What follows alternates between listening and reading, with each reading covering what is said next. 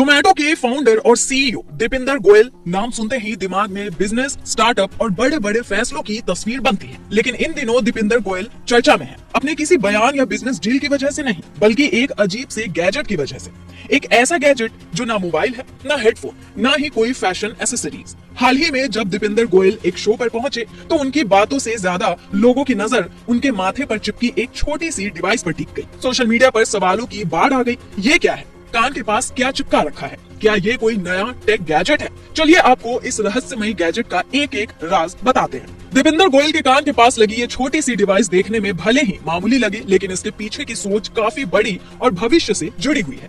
इस डिवाइस का नाम है टेम्पल और ये कोई आम गैजेट नहीं, बल्कि एक experimental brain health variable device है। दीपिंदर गोयल ने खुद बताया कि उनके परिवार में हेल्थ से जुड़ी समस्याओं की हिस्ट्री रही है, इसी वजह से ये डिवाइस डेवलप की गई है। टेम्पल नाम की इस डिवाइस का मकसद है दिमाग में होने वाले ब्लड फ्लो को रियल टाइम में मापना। आज की स्मार्ट वॉच या स्मार्ट रिंग्स दिल की धड़कन बता देती है, ऑक्सीजन लेवल बता देती है, लेकिन दिमाग के अंदर क्या चल रहा है ये नहीं बता पाती। टेम्पल इसी खाली जगह को भरने की कोशिश है। दीपिंदर गोयल ने बताया कि शुरुआत में इस डिवाइस को शरीर के दूसरे हिस्सों जैसे गर्दन पर लगाकर टेस्ट किया गया, लेकिन वहां से मिलने वाला डेटा पूरी तरह सटीक नहीं था। इसके बाद इसे माथे यानी कनपट्टी के पास लगाने का फैसला किया गया, क्योंकि यहीं से दिमाग तक जाने वाले ब्लड फ्लो को बेहतर तरीके से मापा जा सकता है। ये एक ऐसा डिवाइस है जो खास मेडिकल ग्रेड टेप से चिपकाई जाती है। इसे लगाकर आप तैर सकते हैं, दौड़ सकते हैं, वर्कआउट भी कर सकते हैं और ये अपने आप नहीं निकलती, हाथ से हटाने पर ही आराम से निकलती है। दीपिंदर गोयल पिछले करीब 1 साल से इस डिवाइस को रोजाना इस्तेमाल कर रहे हैं।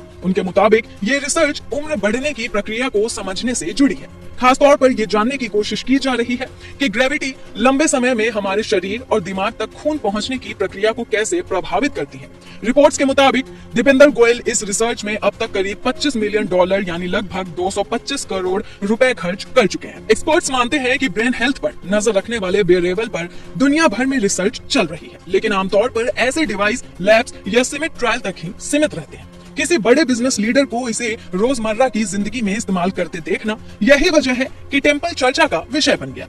फिलहाल टेम्पल कोई मार्केट में बिकने वाला गैजेट नहीं है, बल्कि एक रिसर्च टूल है, एक सोच है और शायद भविष्य की झलक भी। अब brain health variable main stream बहस का हिस्सा बन चुका है। आने वाला वक्त बताएगा कि ये टेक्नोलॉजी आम लोगों तक कब और कैसे पहुंचेगी, लेकिन फिलहाल दीपिंदर